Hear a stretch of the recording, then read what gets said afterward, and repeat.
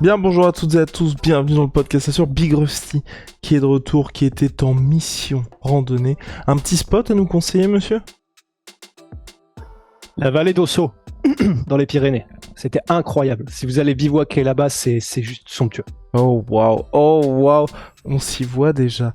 Mais là n'est pas la question aujourd'hui, on va parler. Ça va être un petit, vous savez, les actus en soi, on parle des actus du moment, un petit peu tout ce qui se passe ces derniers temps. On va parler de Paddy de Paddy Pimblett, on va parler de Paulo Costa Boachnia, oui, peut-être qu'il est de retour. Et puis Marlon Vera qui a été un petit peu dur concernant Dominique Cruz, et puis c'est vrai que ça fait plaisir aussi de parler de Marlon Vera parce que c'est un des chouchous de Big Rusty, et c'est un chouchou qui a délivré il y a quelques jours. Ouais, il a délivré, mais ce qu'il a dit là sur Cruz, Ouais. ça le rend pas super sympathique. Ouais, hein. ouais, j'étais de ton avis, allez, générique. Soit.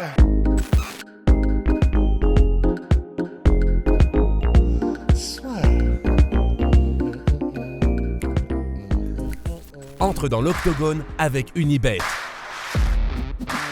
Qui sera le vainqueur du combat? En combien de rounds?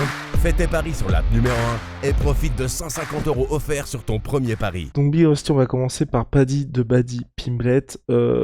C'est très bizarre, parce qu'à chaque fois on a l'impression d'être en boucle avec lui, et on est en boucle mais avec quelqu'un qui est actif. Quand on dit tout le temps les mêmes choses avec John Jones qu'il est sur le retour, là maintenant il y a une nouvelle rumeur pour John Jones contre Francis qui serait une bonne nouvelle, ou Conor McGregor qui arrive, mais c'est parce que on est sur quelque chose qui stagne. Paddy de Paddy Pimblett, il a des combats, il a de l'activité, mais c'est toujours la même rengaine.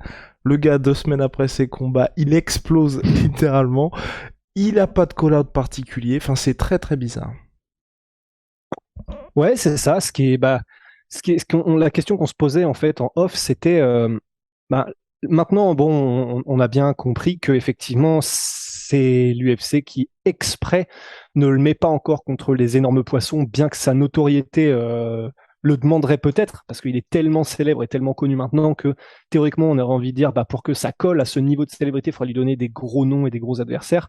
Donc ça, la stratégie de l'UFC, voilà, maintenant, elle est connue, de lui donner plutôt des gens qui sont accessibles pour lui, pour faire le show et dans des cartes préférablement en Angleterre. Probablement que là, son prochain combat sera sur un UFC numéroté, même s'il a parlé de l'UFC Vegas, je crois, qui n'en est pas un. Le prochain en décembre, il me semble. Aussi, c'est un UFC numéroté, Big Rusty. Ah bah voilà, C'est ok, le dernier de l'année, donc, ouais. donc ça va dans le sens du truc, donc c'est bon. Du vent. Et la question c'est qui? Et il est peut-être en train de devenir trop célèbre pour continuer avec cette stratégie en fait de l'UFC, de lui mettre des noms qui ne sont pas des noms clinquants et ni quoi que ce soit. Et je me demande si là le prochain combat ce sera pas un premier qui sera vraiment vraiment compliqué pour lui. Et je pense à soit Terence McKinney, soit Ilia Topuria. Mais je pense Moi, là j'espère que Terence McKinney. J'espère vraiment Terence moi McKinney. aussi. Parce que peu importe le vainqueur, c'est cool pour l'UFC, ça a du sens en termes de catégorie.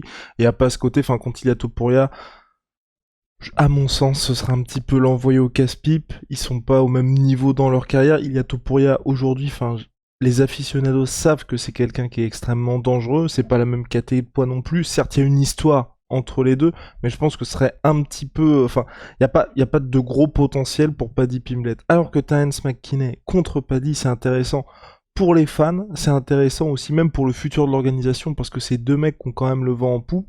Ils sont dans la même catégorie de poids. On sait que franchement, le premier round entre les deux, ça risque d'être une dinguerie. Après le deuxième, Ouais. troisième, je sais pas ce qui peut se passer, mais en tout cas le premier, Ça ça n'ira peut pas. être complètement... Oui, voilà, il n'y en aura pas. Donc ouais, non, moi je serais vraiment très très chaud sur ce combat-là, mais je sais pas si Paddy était chaud parce qu'il a évoqué le cas Terence McKinney. Ouais, il était pas très chaud, il me semble. Il était en mode, bah ouais, ça fait un bout de temps qu'on se connaît, ça fait un bout de temps qu'on se dit qu'on va avoir un combat ensemble. Terence McKinney, ouais, lui, effectivement, il est très chaud. Alors, qu'est-ce qu'a dit Paddy Pimblett par rapport à ça? Je ne sais plus, mais effectivement, je sais qu'il n'était pas. Il est conscient que ce que recherche Terence McKinney, The cloud chasing, ouais, c'est ça. l'attention. C'est exactement. C'est tout le monde veut le combattre parce que tout le monde sait que ça fera de l'énorme attention quand c'est à un niveau moindre. C'est comme Connor, quoi. C'est quand tu combats Paddy Pimblett. Maintenant, tu sais que tu vas être mis sous le feu de tous les projecteurs. Et donc, ce qu'il a dit à propos du cas Terence McKinney, c'est ils veulent tous me combattre. Mais ils ont tous moins de 100 000 followers, alors que moi je suis à 1,8 million ou something, ou quelque chose sur Instagram. C'est pour ça qu'ils veulent me combattre. Je suis pas non plus un mec qui fait très peur. J'ai pas l'air très intimidant. Donc les gens se disent ah je peux le battre. Mais sauf que quand tu viens dans la cage avec moi, bah, tu peux pas résoudre le puzzle. Wow. Donc il répond pas du tout à Terence McKinney en fait. Wow, c'est les gens qui disent ça par rapport à toi, c'est ça? Ok, bah, je suis sur l'article de MMA Fighting, de MMA Junkie, mais en fait, du coup, il répond pas Oui, directement à pas Terence directement à McKinney. Terence McKinney, c'est plus au global, c'était, je crois, il Ouais, répondait à c'est tous ça. les combattants qui voulaient Ouais, l'affronter, ouais. ouais, il y avait Drew Dober dans le lot, etc. Joe Dauber. Donc, ouais, donc, vu qu'il dit pas complètement non, bah, pourquoi pas Terence McKinney, hein, À effectivement. suivre, en tout cas, Paddy Pimblett, qui est aujourd'hui à 90 kilos. Ce qui est sûr, c'est que Molly McCann, elle, va revenir le 12 novembre prochain pour l'UFC 280 à New York. Un combat un petit peu piège pour elle. Et puis pour Paddy, bah, c'était soit New York, il était intéressé, mais ensuite il a vu un petit peu l'imposition new-yorkaise. Il a fait bon, bah merci, mais non merci. Mais non, merci. Donc ça devrait être à Las Vegas à la fin de l'année. Je suis de ton avis, moi il faut qu'il y ait un vrai step-up. Mais ce qu'il faut aussi, et moi je n'en peux plus de ça, c'est que là voilà, il est de retour à 90 putain de kilos, Paddy Pimblett. C'est pas... Enfin, tu vois, je trouve que j'aime bien ses discours, j'aime bien le fait, tu vois, qu'ils disent, bah justement, il y a tout le monde qui se moque de moi autour de mon poids et tout, mais en tant qu'athlète de haut niveau, et même si vous n'êtes pas un athlète de haut niveau, c'est très très mauvais de faire le yo-yo pour votre corps. Tout le monde le sait, il n'y a pas besoin d'être un champion pour savoir que c'est très très très mauvais, ou en tout cas, même si vous... Enfin, il y a ce côté, on voit les Kamaru Usman, on voit les top athlètes qui bien évidemment sont qu'à 77 kilos le jour du combat, enfin le jour de la pesée, pardon, ensuite ils reprennent, mais ils sont jamais out of shape comme Paddy Pimblett. Paddy Pimblett, on a l'impression qu'à chaque fois qu'il est hors combat, c'est un mec qui est à la retraite depuis 4-5 piges. Et moi, ça m'inquiète vraiment parce que, comme tu disais, là va y avoir des échéances un peu plus sérieuses pour lui. Le fait qu'il soit sur le pay-per-view, selon toute vraisemblance, de fin d'année à Las Vegas, c'est une très très grosse carte de l'UFC, donc forcément l'organisation va le mettre contre quelqu'un d'assez haut profil. Et d'assez haut profil, à savoir quelqu'un qui ne passe pas l'essentiel de son camp d'entraînement à se concentrer sur la perte de poids, mais juste pour se dire, faut que j'explose le mec en face. Et certes, Paddy Pimblett se dit ça, mais parmi le gros challenge qu'il y a un des trucs, c'est être au poids le jour de la pesée. Et ça peut passer aujourd'hui, ou même quand il était au Cage Warriors, mais au bout d'un moment, quand vous êtes à l'UFC, la question du poids ne doit plus être une question parce que vous affrontez des mecs qui n'ont... Enfin, ça reste une préoccupation, bien évidemment, on regarde du weight cutting, mais c'est pas censé être l'une des principales questions autour de votre fight week. Et moi, c'est ce qui commence vraiment à m'inquiéter, c'est on n'a pas l'impression qu'ils tirent les enseignements, tu vois, des différentes échéances. Alors certes, à chaque fois qu'on le voit à l'UFC, là pour l'instant, on est en mode waouh, le mec est dans la forme de sa vie, mais moi, ça m'inquiète un petit peu. Ouais, bah de toute façon, c'est clair, c'est au fur et à mesure de son avancée dans sa carrière, ce qu'on aimerait, c'est qu'il y ait aussi une avancée dans sa manière de prendre les choses au sérieux. Parce qu'en fait, c'est vrai que même si on est conscient que ça fait partie du personnage et que presque maintenant, c'est pas qu'il en est prisonnier, parce que de toute façon, il s'en fout, il le ferait quoi qu'il arrive de reprendre tout ce poids-là, il l'a toujours fait. Mais c'est vrai qu'on a envie de se dire, on a envie de croire en l'histoire de Paddy Pimblett, mais du coup, ça voudrait dire qu'il y ait vraiment une amélioration, quoi, qu'il y ait vraiment une prise de conscience. Je dis ça, mais il en est conscient, mais qu'on voit qu'ils prennent ça suffisamment au sérieux pour que nous-mêmes on puisse être en mode ah ouais ok bon c'est le Paddy Pimblett qu'on aide, il y a le trash talk qu'on aime, il y a le trash talk etc. Mais là clairement avec sa prise de niveau en termes d'adversaire, il y a aussi une prise de conscience de la manière de s'entraîner, d'être un athlète professionnel pendant toute l'année. Et c'est vrai que même si on sait que ça fait partie du personnage, je pense que ça deviendrait vite frustrant pour tout le monde, même si là on en rigole, si jamais il n'y avait pas d'amélioration quand même de ce côté-là. Donc bon. Affaire à suivre, en tout cas Big Rusty, mais par contre, il y en a un pour lequel on est très content, enfin en tout cas moi je suis content, c'est Paulo Costa Borrachinha. J'ai l'impression qu'il s'est remis à l'endroit, donc Paulo Costa Borrachinha qui a changé de manager, maintenant qui est managé par sa copine, fiancée, femme, je ne sais pas, en tout cas celle qui partage sa vie, et il a l'air d'être dans la forme de sa vie pour le coup, et en tout cas on ne devrait pas avoir ce qui s'est passé, on va dire, lors de son dernier combat, donc post-Israël Adesanya, où c'était n'importe quoi dès le premier jour, étant en mode, bof, clairement, je vous le dis, je vais pas faire le poids, on va peut-être faire ça dans la catégorie du dessus, on l'a fait dans la catégorie du dessus, et c'était même très très chaud.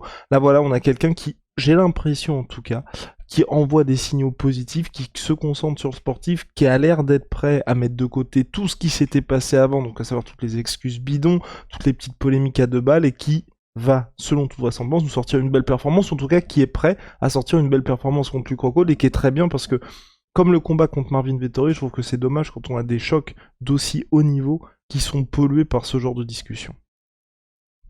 Ouais, c'est clair. Et bah là, effectivement, l'avantage, c'est qu'on risque pas de l'avoir. Enfin, Oui, on peut l'avoir, on peut mais l'avoir. on prend pas la direction. Ouais. Parce que tout est possible avec Paulo Costa. Mais là, il est dans une forme. Je pense que je ne l'avais jamais vu dans tel état de forme. Ça fait vraiment très longtemps. Il est pas trop gros. Et c'est déjà ça. C'est-à-dire qu'il est ultra tanké, mais d'une force comme on l'avait rarement vu. Mais tu sens qu'il est pas. Comment. He said it was a balloon. Ouais, bloated. Comment est-ce qu'on pourrait Oui, dire non, il est qu'il pas est pas. gonflé. Il est pas Ouais, voilà, gonflé. il est pas gonflé, quoi. Il est là, c'est dense, c'est relativement fin comme silhouette.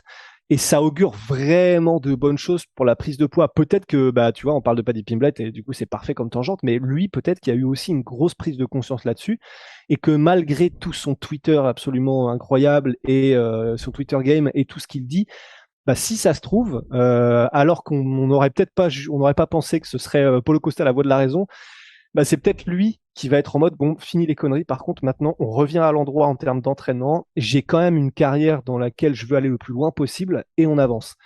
Et franchement, bah, ça fait du bien et voilà.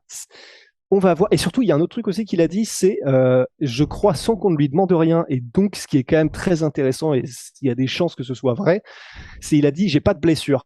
Et il l'a dit sans que personne lui demande que dalle. Hein. C'est si j'en crois l'article, grosso modo que j'ai lu. Et ça, quand un fighter dit ça, parce que tous les combattants sont toujours blessés, quand un combattant est content de pouvoir dire je ne suis pas blessé sans qu'on lui demande rien, il y a des chances effectivement que ce soit vrai. Donc là, s'il arrive comme ça dans la forme de sa vie, bah on connaît le monstre. On sait qu'il a des skills, des compétences, qu'il a du cœur et qu'il est agressif et qu'il peut aller loin. Donc si Luke Rockhold arrive en condition aussi, ça va faire un énorme banger. Eh ben, formidable, Big Rusty. On va terminer, en tout cas, on a très hâte pour ça. On sera d'ailleurs sur Twitch avec Big Rusty dans la nuit de samedi à dimanche pour l'UFC 278. Oui. Host, Cruz, Vera. Alors, Vera, moi, franchement, ça y est, je tenais à te le dire, il a réussi. Il est parti à la conquête de mon cœur de fan, et ça y est, maintenant, Vera mon cœur lui appartient, oui, complètement. Non, franchement, j'ai adoré, mais c'est vrai que je n'ai pas compris cette sortie, parce que généralement, vous voyez, j'avais adoré d'ailleurs le face-à-face qu'a fait l'UFC, avant le combat, l'interview face-à-face d'avant le combat, où franchement, les deux, on voyait qu'ils étaient prêts à tout. Mais je n'ai pas compris généralement, dans l'allée de 95% des cas, il y a un petit peu de trash talking, chacun monte son territoire. Quand le combat est terminé, surtout quand vous venez de claquer un espèce dead kick de l'espace à votre adversaire et 4 knockdowns au total, bon, bah vous dites on passe au suivant. Mais là, c'est vrai que j'ai pas compris la petite bastos qu'il a envoyée à Dominick Cruz. Dominick Cruz qui, certes, c'est vrai que pour les gens qui ont découvert le MMA depuis 4-5 ans, peut-être se disent, c'est vrai que Dominick Cruz, c'est le vieux briscard, l'ancienne légende, mais c'est quand même l'un des plus grands bantamweight de tous les temps, 2 fois champion de la catégorie, et quand il revient et qu'il prend la ceinture contre TJ Dillashaw, certes c'est très serré, mais c'est une véritable performance. Au bout de 3 ans d'absence, vous revenez, vous tapez TJ Dillashaw, qui était déjà au top du top, à savoir champion, c'était vraiment quelque chose. Donc voilà, non, j'ai pas trop compris la sortie de Chito. Et la sortie de Chito en question, c'est de dire je pense que son style n'est tout simplement pas le meilleur pour le MMA. Ouais, peut-être pour la boxe, ça... c'est ça. Ouais, c'est ça. Peut-être qu'en boxe ça marcherait mieux, mais pour le MMA, en gros, t'as beaucoup trop de trucs, t'as beaucoup trop d'armes pour que ce soit un style pérenne entre guillemets. Et et du coup, bah, une fois que j'ai entendu ça, alors après, parce que pour pas que ce soit pris hors contexte, ça ne l'est pas. Hein, en gros, il le dit mot à mot. Honnêtement, moi et mon équipe, on pense vraiment qu'il combat d'une manière qui est de très très bas niveau. Et il le dit, hein, very low level. Alors, il n'y a pas de base, il n'y a pas de bonne gestion, de bonne posture. Tout ce mouvement, en gros, latéral, on s'est dit, bah, on doit botter le cul de ce mec-là, quoi. Bon, bah, enfin. C'est incompréhensible pour moi. J'adore Chito Vera. Il a toujours eu ces petites sorties, parfois même contre Frankie Edgar. Je sais plus ce qu'il avait dit, mais en gros, t'es en mode non, s'il te plaît. Enfin, tu sais, t'es en mode là, c'est parfait. Sois juste classieux et même dans la victoire et tout va bien se passer. Et là, de dire à un gars qui est un des meilleurs de tous les temps dans sa division, que son style est un style de très bas niveau, ça n'a aucun sens. Je sais que c'est un fighter pro, hein, Marlon Vera, et il s'y connaît beaucoup plus que nous tous en MMA. Mais là, soit c'est de la mauvaise foi, soit c'est du trash talk, mais ce que je ne comprendrai pas après le combat, mais ça n'a aucun sens. Son style à Dominick Cruz, il a prouvé qu'il était efficace, il a prouvé qu'il était meilleur que 99% du roster de l'UFC avec ce style. Oui, il a perdu là contre Marlon Vera, et Marlon Vera, tout à son crédit, a réussi à le choper, à comprendre le mouvement de Dominick Cruz pour l'anticiper et le mettre KO, c'est vrai. Mais de là à dire que c'est un style de très bas niveau, ça n'a aucun sens. Et je ne comprends pas pourquoi il dit ça. Je ne comprends pas non plus, Big Rusty. En tout cas, peut-être quelqu'un qui... Wow. What are you doing, Hashbula? Non, j'ai rien à dire. Non, mais peut-être qu'il avait, tu sais, qu'il a peut-être pas le pris 2-3 réflexions durant toute la Fight Week. Et c'est vrai qu'autour de Marlon Vera, il y a quand même tout ce côté, peut-être, hein, moi, clairement, c'est mon interprétation. Tu sais, est-il prêt pour le title shot, tu vois? Donc, il voulait peut-être ajouter un petit peu à ça pour dire, bon, bah, il y en a quand même un mec qui est un des plus grands de tous les temps. Je voulais bien montrer que mon style aujourd'hui permet de s'imposer face à ce genre de gars. C'est très maladroit, certes. Mais peut-être qu'il y avait un peu de ça. Parce que Frank Edgar aussi, hein, c'est une légende, ancien champion. Bah oui. Bah ouais, c'est une légende. Maladroit. Toi, t'y crois? Parce que, en fait, c'est pas. Je vois mal comment ça peut être de la maladresse, parce que. Après, attends. Est-ce qu'il l'a dit en conférence de presse d'après-combat? Oui, c'était en conférence de presse d'après-combat. Bon, ok. Alors, dans ce cas-là, il y a le bénéfice du doute, c'est vrai. Parce que c'est pas comme s'il avait pris 3-4 jours et qu'à froid, il l'avait dit. C'est vrai. C'est temporisons, parce que c'est quelque chose qu'il dit juste après le combat. Effectivement, la conférence de presse, elle est peut-être peut-être 20 minutes, une demi-heure après le combat. Exactement. Comme ça. Ouais, donc peut-être que les émotions sont toujours... Ouais, voilà, les émotions étaient peut-être encore très hautes. Peut-être qu'effectivement, il y a eu des échanges verbaux pendant la semaine pré-combat. Donc, on va mettre ça sur le bénéfice du doute. mais voilà, c'est... Attention, ça, Chito. Attention. Non, il fait ce qu'il veut. Mais il fait ce qu'il veut, mais c'est juste que ça fait très. Il est extrêmement sympathique, et c'est un combattant qu'on adore tous.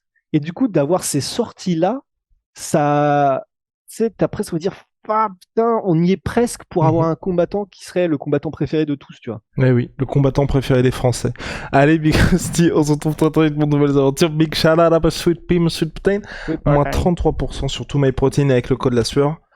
Onaï, ce sont nos savons, c'est sur onaï.fr. Là, on a sorti le booster Mojito et on vous prépare de très très belles choses pour la suite. See ya.